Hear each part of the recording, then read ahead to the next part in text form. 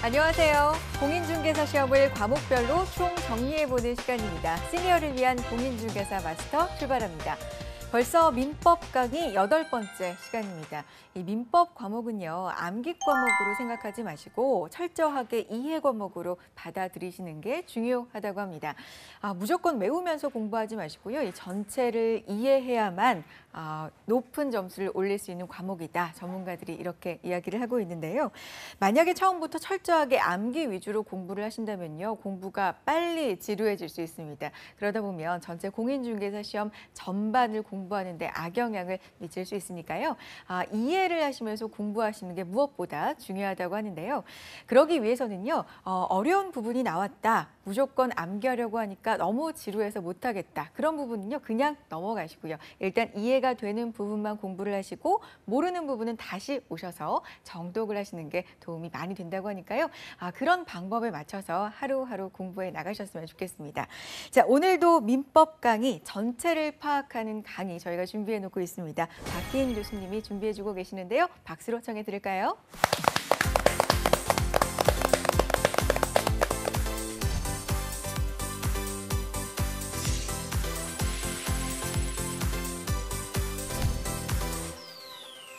이번 시간에 우리가 이제 선의취득에 대해서 살펴보도록 그렇게 하겠습니다. 선의취득에서 이제 우리가 부동산의 경우는요, 점유취득시효가 있고, 그다음에 등기부 취득시효가 있고요. 물론 이제 동산에 대해서도 일반 취득시효, 단기 취득시효가 있기는 있죠.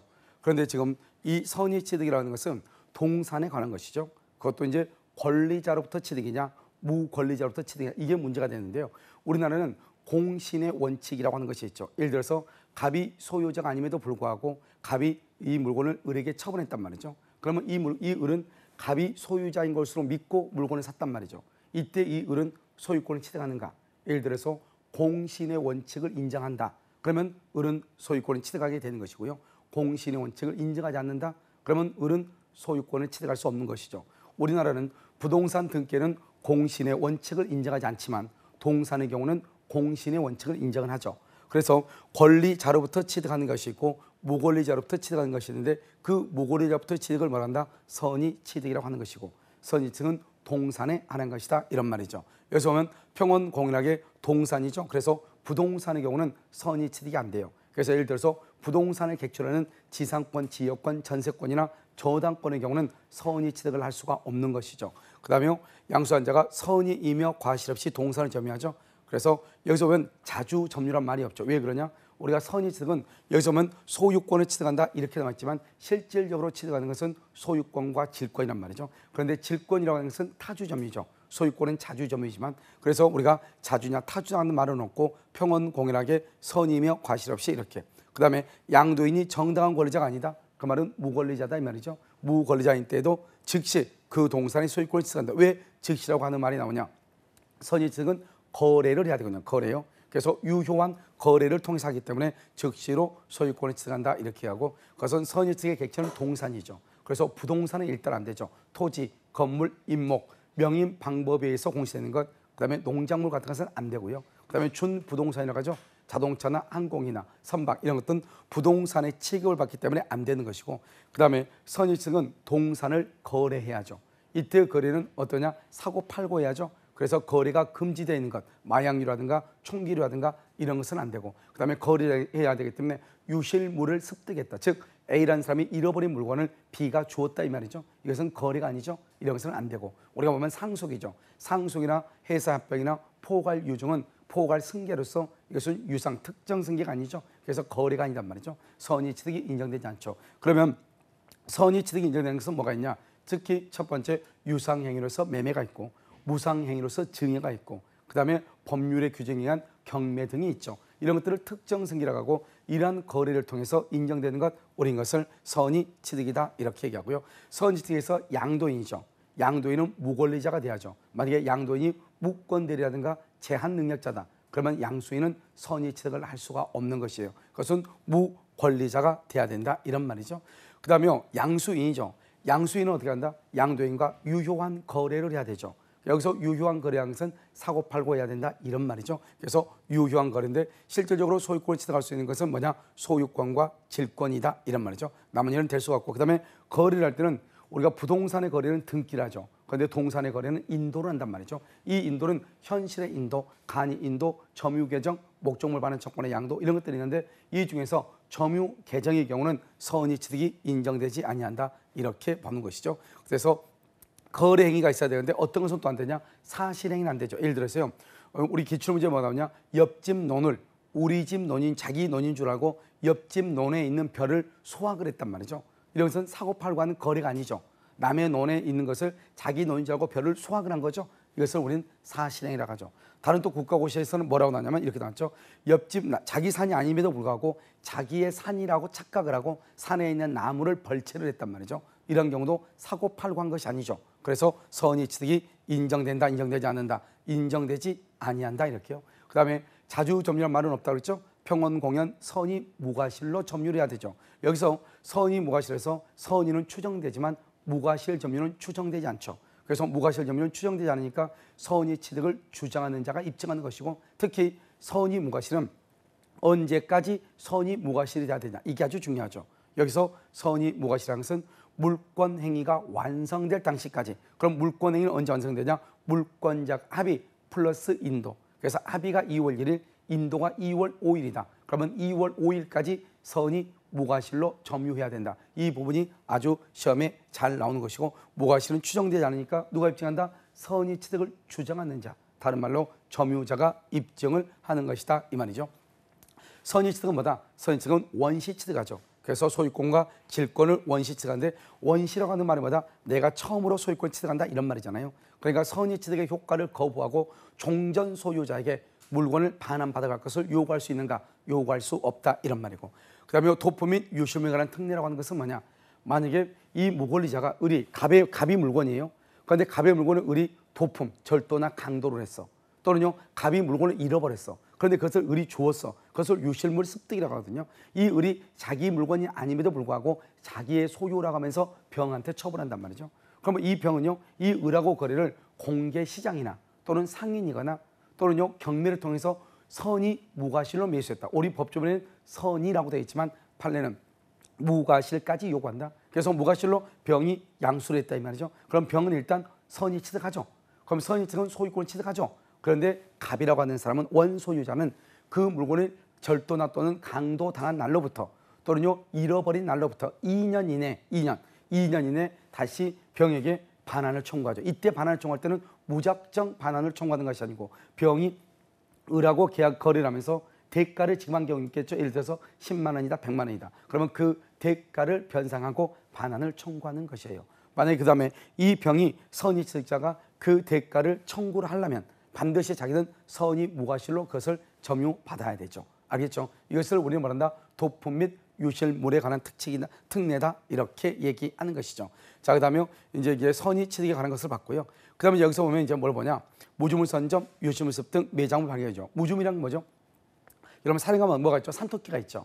멧돼지가 있죠. 그럼 어때요? 먼저 보고 잡는 사람이 임자죠. 그것을 말한다. 무주물이다. 주인이 없는 물건이다. 이 무주물에는 무주의 동산과 무주의 부동산이 있는데 무주의 부동산은 언제나 국가 소유가 돼. 그래서 선점이라고 하는 것은 먼저 점유한 자가 소유권을 취득한다 이 말인데 선점할 수 없는 것이죠. 그런데 동산은 선점할 수가 있죠. 그래서 무주의 동산을 선점하기 위해서는 소유자가 없잖아요. 그러니까 내가 소유의 의사로 점유를 해야 돼. 그래서 무주의 동산은 소유의 의사로 점유하면은 소유권을 취득하죠. 이것을 원시 취득이다 이렇게 얘기하는 것이죠. 그런데 무주의 동산이라 해서 모두 다 소유권을 취득하는 것은 아니에요. 그 무주의 동산 중에서도 학술이나 기회나 고고의 중요한 재료가 되죠. 이런 것들은 또 국유가 돼요. 그래서 만약에 예를 들어서 내가 신안 앞바다에서 고려 청자 한 병을 발견했다.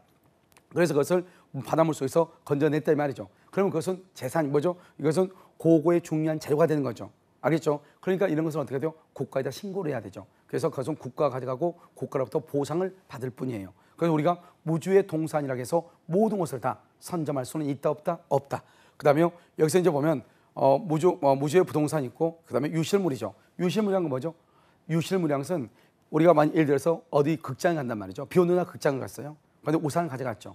근데 영화가 끝나고 난 다음에 우산을 놓고 그냥 모르고 오죠. 왔을 때 밖에 뭐죠? 비가 오지 않는단 말이죠. 그런 경우 어떻게 한다? 이 우산을 놔둘 때 내가 만약에 우산을 버렸다. 그러면 그것을 소유권의 포기라고 하는 거예요. 그 나는 우산을 버린 게 아니잖아요. 내가 깜빡 잊고 그냥 온 거잖아요. 유실물이라는 것은 뭐냐? 소유자죠. 우산의 소유자. 우산의 소유자의 의사에 의하지 않고 의사의 그 소유자의 지배를 떠나 있는 물건이죠. 그것을 우리는 뭐란다?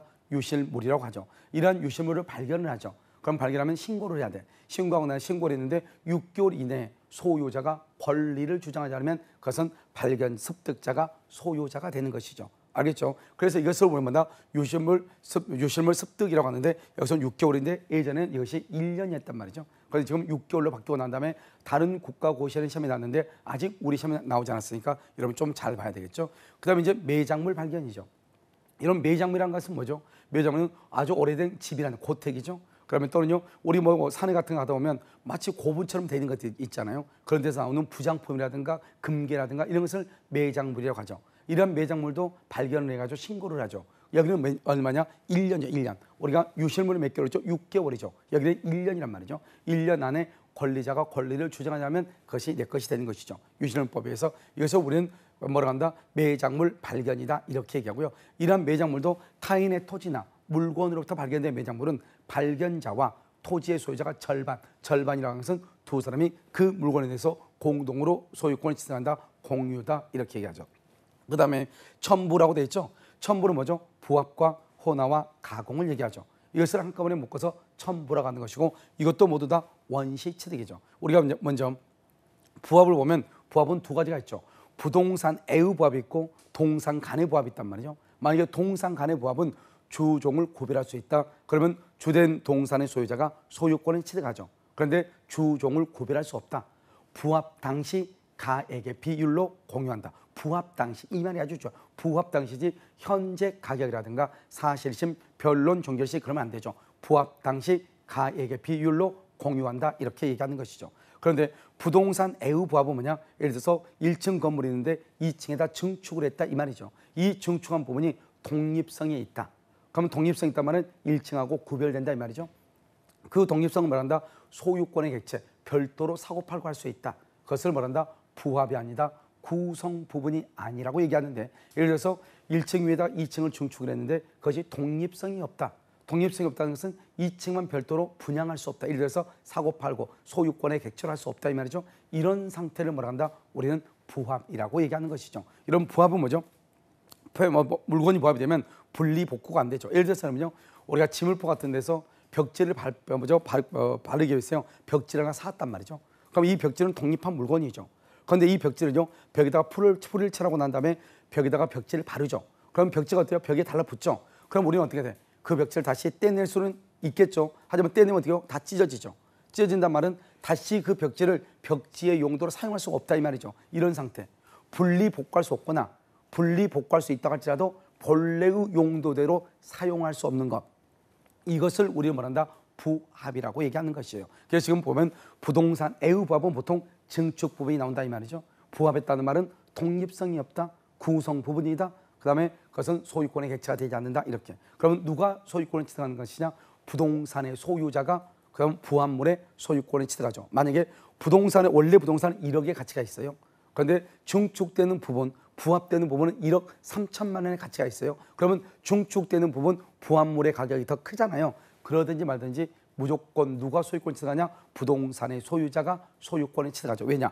부합이라는 것은 가격이 크냐 적냐를 따지는 것이 아니고 독립성이 있느냐 없느냐, 구성 부분이냐 아니냐, 소유권의 객체가 되느냐 되지 않느냐, 이걸 가지고 구별하는 게 부합이란 말이죠. 알겠죠? 그래서 부합은 아무리 물건의 가격이 크다 할지라도 누가 소유권을 취득하는 것이다? 부동산의 소유자가 소유권을 취득한다 이렇게. 그래서 여기 보면 요건은 부합은 구성 부분이고 물건의 일부이고 거래의 객체가 되지 않고 독립성이 없다. 이런 말이 있으면 이것을 우리는 뭐란다? 부합이다 이렇게 얘기하고, 그러면 누가 소유권을 취득한다? 부동산의 소유자가 소유권을 취득하고, 만약에 부합되는 동산의 가격이 부동산의 가격을 초과한다 할지라도 부동산의 소유자가 소유권을 취득한다 이런 말이죠. 아시겠죠?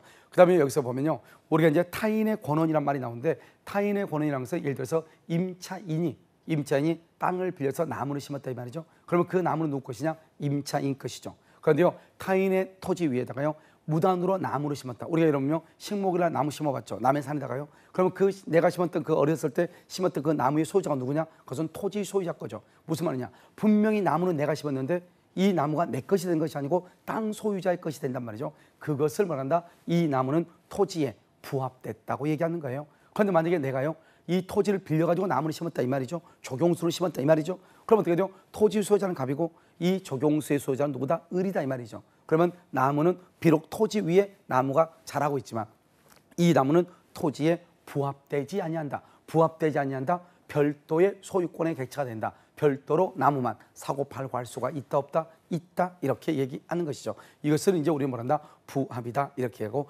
가공이라고 하는 것은 뭐냐? 이런 것이죠. 가공은요, 우리가 이제 봐요. 밭에 보면 밀이 있죠. 그 밀을요, 밀을 수확을 해가지고 밀가루로 만들죠.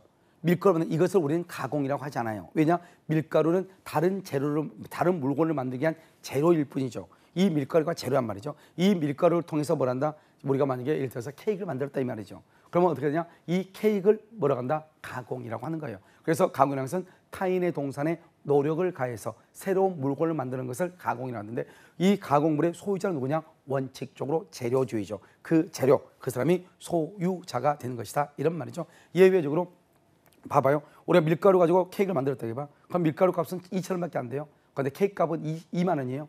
그러면 10배 이상 차이가 나잖아요. 이렇게 현저하게 가격의 차이가 날 때는 일단 이 케이크의 소유자가 누구냐? 그것은 가공자, 케이크를 만든 사람이 소유권을 취득하고, 그 케이크를 만든 사람은 원래의 재료를 준 사람, 즉 밀가루 소유자에게 2,000원만 주면 된다 이런 말이죠. 알겠죠? 원칙은 재료주의, 예외적으로 가공주의 이렇게.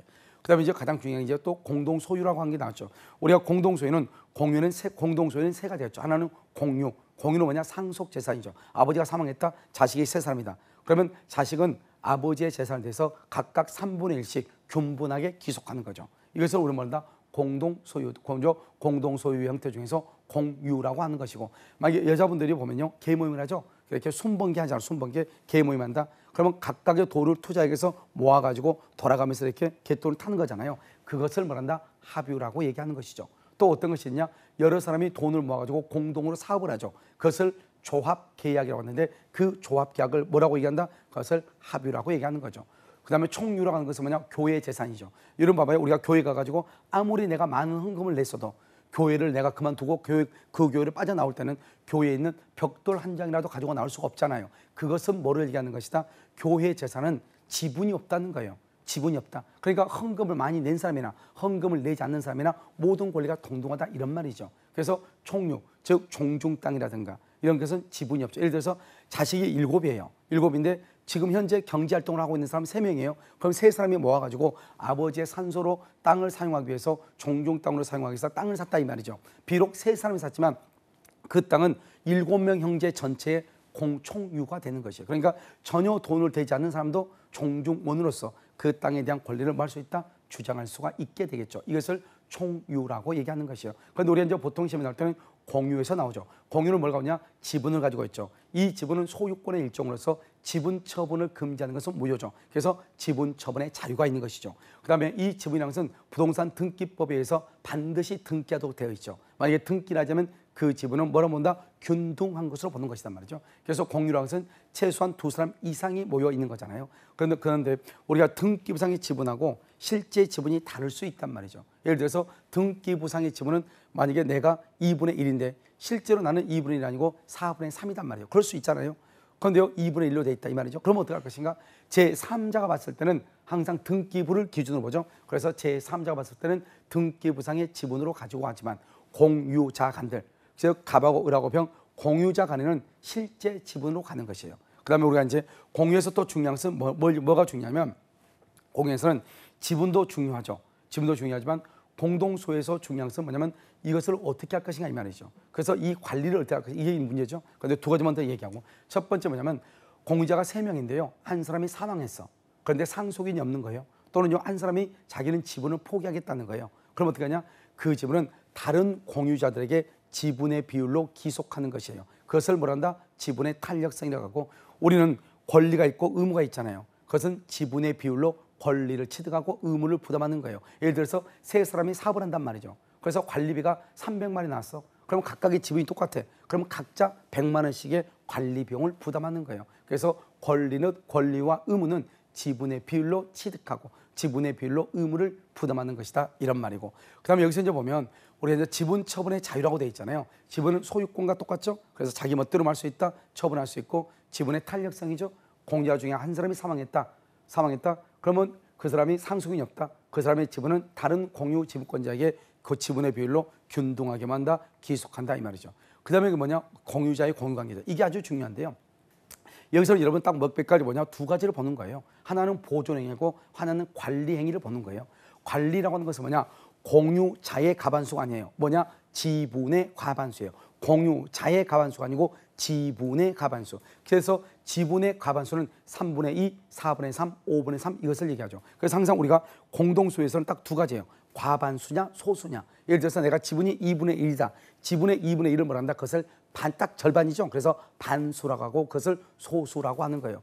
우리가 과반수는 2분의 1을 초과한 것을 과반수라고 한단 말이죠. 그래서 3분의 2, 4분의 3 이것을 과반수라고 하죠. 만약에 내가 지분이 과반수다. 내가 3분의 2고 다른 친구가 3분의 1이다. 그럼 내가 3분의 2죠. 그러면 3분의 2의 지분을 가지고 있는 사람은 과반수의 지분을 가지고 있는 사람은 자기 멋대로 이 공유 토지 전부를 점유할 수 있고 이 공유 토지 전부를 다른 사람에게 임대할 수가 있어요. 그런데 지분의 3분의 1이다. 3분의 1의 지분을 가지고 있는 사람을 소수 지분권자라고 하는데 이러한 소수 지분권자는 자기 지분이 분명히 3분의 1이죠. 3분의 1임에도 불구하고 3분의 1만큼 토지를 점유할 수가 없는 것이에요. 내가 지분이 3분의 1이란 말이죠. 그런데 3분의 1만큼 점유한다 이 말이죠. 그것을 우리 뭐란다? 불법 점유라고 얘기하는 것이에요. 우리가 그래서 공동소유의 공유의 경우는 지분이 있다고 해서 무조건 점유하는 것이 아니고 점유하거나 그 땅을 다른 사람에게 임대라도 주려면 지분이 3분의 2가 돼야 돼. 그럼 내가 지분이 3분의 2, 4분의 3, 5분의 3이 안 되면 과반수가 안 되면 그럼 어떡한다? 그러면 다른 공유자의 동의를 받아야 되죠. 예를 들어서 내 지분이 3분의 1이란 말이죠. 옆에 있는 사람도 3분의 1이에요. 그러면 그 또 3분의 1 또 있죠. 그러면 갑이 을의 동의를 받죠. 그러면 갑하고 을하고 지분 합하면 얼마가 돼요? 3분의 2가 되죠. 그럼 3분의 2는 얼마다? 과반수죠. 그러면 병의 동의를 받지 않고 그 토지를 점유할 수 있고 그 토지를 다른 사람에게 임대할 수가 있는 것이에요. 알겠죠? 이것을 관리행위다. 지분의 과반수다. 그런데 여기서 또 중요한 것은 보존행위란 말이 시험에 잘 나와. 보존행위. 여기서 말하는 보존이라는 것은 딱 두 가지예요. 하나는 무효의 등기가 있고 하나는 그다음에 불법 점유라고 하는 게 있어요. 그러면 여기서 제3자가 무효 등기라는 경우 있고 제3자가 불법 점유한 경우가 있죠. 돼지가 있는데요. 갑하고 을하고 병이 공유하고 있는데 정이라고 하는 사람이 여기를 무단으로 점유해서 농사를 짓고 있다 이 말이죠. 그러면 제3자가 불법으로 점유하고 있죠. 이렇게 불법으로 점유하면 어떡하냐? 갑, 을, 병 각자는 즉 갑이 해도 되고 갑하고 을하고 합해서 해도 되고 갑, 을, 병 전원이 해도 되고 그런데 아무튼 각자는 그 제3자에게 토지에서 너 나가고 토지를 우리에게 돌려달라. 반환을 청구할 수 있단 말이죠. 각자가. 왜? 보존이라는 것은 공유자 전원을 위해서 하는 것이기 때문에 누구든지 반환을 말 수 있다, 청구할 수 있다 이 말이죠. 그런데 또 뭘 할 수 있냐? 이렇게 제3자가 불법으로 점유하면 손해배상을 청구할 수도 있잖아요. 그럼 이 손해배상 청구를 어떻게 하느냐? 이러뇨 손해배상 청구, 부당이득 이것을 우리는 돈이라고 얘기하죠. 돈에 관한 것은 예로부터 동기사는 똑바로 해야 된다 이런 말 많이 들어봤죠? 우리가 공유해서 이 돈이 있으면 항상 어떻게 하냐? 각자가 지분만큼 가져가는 거예요. 예를 들어서 갑의 지분이 3분의 2인데 수익이 300이다. 그러면 200만 원 가져가는 거예요. 알겠죠? 그 다음에 3분의 1은 100만 원 가져가는 거예요. 각자가 지분만큼 가져가는 거예요. 예를 들어서 갑과 을과 병이 공유하고 있는 토지에 A라고 하는 사람이 불법으로 점유해. 그래서 A의 불법 점유에 인해서 손해배상이 300만 원이 나왔다 이 말이죠. 그러면 갑이라고 하는 사람이 A한테 내가 을하고 병하고 우리가 서로 공동 공유하고 있으니까 나한테 300만 원을 다 주라. 그러면 내가 을하고 병한테 100만 원씩 나누어 주겠다. 이렇게 할 수 있냐 이 말이죠. 할 수 있다 없다? 없다 이 말이죠. 왜? 돈은 언제나 각자가 지분만큼 청구하는 거예요. 그러니까 각자가 100만 원씩 청구하는 것이에요. 그래서 우리가 만약에 예를 들어서 우리가 공동소유에서 손해배상이다 또는요 부당이득이란 말이 나오죠. 그것은 뭐다? 그것은 돈이다. 돈은 각자가 뭐다? 지분만큼이다. 그런데 만약에 예를 들어서 점유라는 것이 갑하고 을하고 병이 각각 3분의 1씩이면 과반수가 안 되면 어느 누구도 점유를 못한다고 그랬죠. 그러니까 갑과 을과 병이 3분의 1씩이면 어느 누구도 점유를 못한단 말이죠. 점유를 하려면 타 공유자의 동의를 받아서 과반수가 돼야 된단 말이죠. 그런데 3분의 1밖에 안 된 사람이 점유하죠. 그러면 그것을 보존해서 반환을 청구할 수 있는 것이에요. 제3자가 불법으로 점유한다? 당연히 각자가 반환을 청구하는 거예요. 문제는 등기예요. 우리는 부동산 등기법에 부동산 공유 지분은 반드시 등기하도록 되어 있거든요. 그러니까 어떻게 되냐? 갑하고 을하고 병이 각각 3분의 1씩인데 갑이 전부를 자기 앞으로 등기했다. 전부를. 그러면 어떻게 되냐? 그 전부 속에는 갑의 지분 3분의 1은 들어가 있잖아요. 근데 부동산 등기법에 뭐라고 되어 있어? 이 언제나 공유 지분은 등기해라 이렇게 돼 있단 말이죠. 그런데 갑이 그러면 3분의 1만 자기 앞으로 등기를 해야 되는데 전부를 등기했다 이 말이죠. 이런 경우는 어떻게 할 것인가? 그런 경우는요. 그 갑의 지분 3분의 1은 빼고 나머지 3분의 2만 말소를 해야 돼. 왜? 지분은 등기하도록 되어 있으니까. 그래서 항상 뭐라냐? 공유자의 지분을 제외하고 나머지만 말소한다. 이런 말을 쓰는 것이에요. 알겠죠? 이 두 가지를 여러분요. 공유해서 여기 보면 제3자가 불법 점유, 무효 등기다. 그러면 각자는 전부에 관한 전부의 말소를 말수 있다. 청구할 수 있다. 그런데 공유자가 불법 점유다. 각자는 전부의 반환을 말 수 있다. 청구할 수 있다. 그런데 공유자가 무효 등기다. 무효 등기. 그럼 어떻게 된다? 그 사람의 지분은 제외하고 나머지만 뭐란다? 나머지만 말소를 청구한다. 공유물의 관리. 아까 얘기했죠? 공유는 지분의 과반수다. 지분. 공유자의 과반수가 아니고 지분의 과반수로 관리를 한다 이 말이죠. 이 관리라는 것은 임대를 주는 것을 얘기하죠. 그래서 임대에서 수익이 나오죠. 그럼 그 임대 수익을 어떻게 한다? 지분의 비율, 돈이죠. 지분의 비율로 나누어 갖는다. 그 다음에 여기 보면 뭐가 있냐? 공유물의 처분 변경이죠. 처분 변경은 전원의 동의로 하는 것이고, 그 다음에 사용수익이죠. 사용수익은 각자는 공유물 전부를 지분의 비율로 사용하고 말 수 있다. 수익할 수 있고, 공유물의 비용 부담 이런 것을 할 수가 있는 것이죠. 그 다음에 공유물의 분할은 먼저 협의상 분할하죠. 그래서 협의가 안 되면 재판상 분할하죠. 그래서 재판상 분할을 형성 판결에 가고 등기하지 않아도 되죠. 그런데 만약에 재판상 분할인데 조정에 의해서 재판상 분할이 끝나죠. 조정. 그러면 등기를 함으로써 소유권을 취득하죠. 그래서 이것만 보면 되고, 우리가 공유 지분의 저당권이 있죠. 그리고 나서 공유물이 분할되죠. 분할물 위로 공유 지분이 먼저 저당권이 집중되는 것은 아니다. 이것만 정확하게 알고 있으면 되는 것이에요. 여기까지 강의를 하도록 하겠습니다.